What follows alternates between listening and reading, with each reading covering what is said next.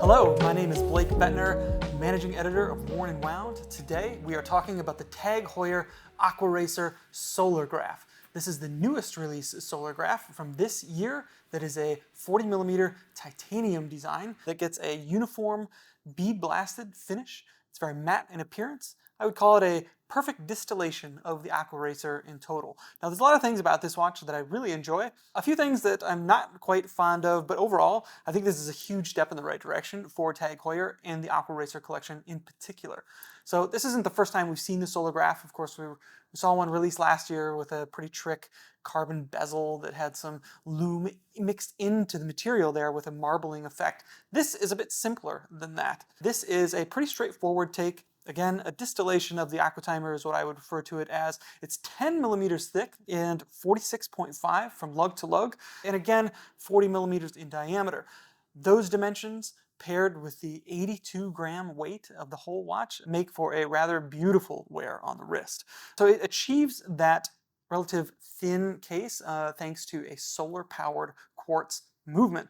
I really enjoy that TAG Heuer is elevating the quartz movement with the use of this Le Jeu Perret solar-powered movement. I think it's really sharp and works well in this platform. So another interesting detail about the dial is the multicolored lume, which is only apparent at night or in the dark, of course, if you have a charged dial. There's a few small details that I really enjoy about this watch. In particular is the seconds hand, which gets a lovely teal color to it.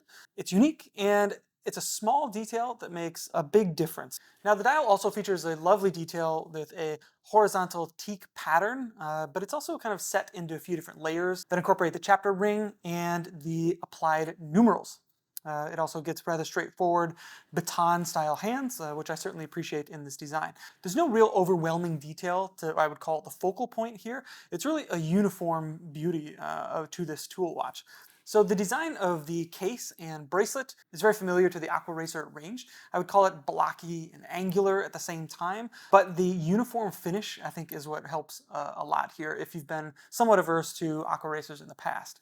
So why does this one work so well? Of course, the Aquaracer isn't a new range for TAG Heuer, but this one feels a little bit different than all the ones that have come before it in a few ways. And I think it really comes down to the textures at work here and the relative restraint used by TAG Heuer. This feels like a very mature design of the Aquaracer, which again, I really appreciate. And I'm gonna mention that teal seconds hand again, just because it's such a fun detail. The layering seen in the dial is also subtle, but it carries a big impact.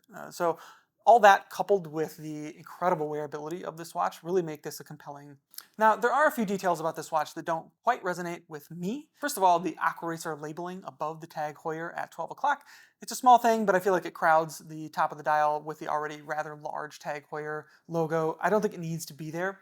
The crown sticks out a little bit far from my tastes, and I know this is getting into like nitpicky range, but these are the kind of things that I think you should be thinking about at a watch in this price range, considering it's a quartz-powered, solar-powered movement at a little over $3,000. I think it's fair to be a little bit critical of things that aren't quite hitting the mark. The other one is the links of the bracelet. So this is using a pin style with a collar in between that you have to hammer out. This is something I usually associate with far less expensive watches, and I would certainly appreciate a screw-in pin on something like this. And on that note, there is no quick adjustment mechanism in the clasp, which I think in this price range is starting to become anti to play with watches like this.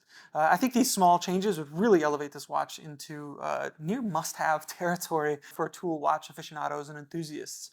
So I mentioned the price earlier. This is $3,050.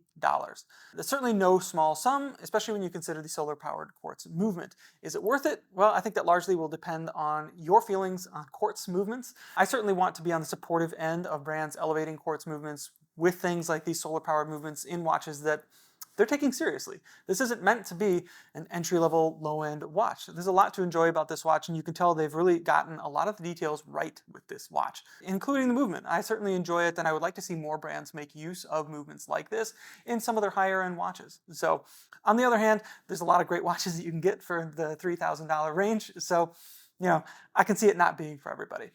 Coupled with the fact that TAG Heuer has its own kind of baggage within the watch enthusiast world, Setting all that aside though, I think TAG Heuer has done something really remarkable with this watch, and it's easily one of the most exciting watches that I've seen from them in recent years. So that is the TAG Heuer Aquaracer Solargraph. Beautiful matte titanium tool watch with a solar-powered quartz movement. It's $3,050. It's available now from TAG Heuer. If you want more details on this watch, we have a full write-up in our review now live at wornandwound.com. We'll leave a link below so you can go and check that out. If you enjoyed this content, please be sure to leave a like, share it, and subscribe. It helps us out a lot. And until next time, take care.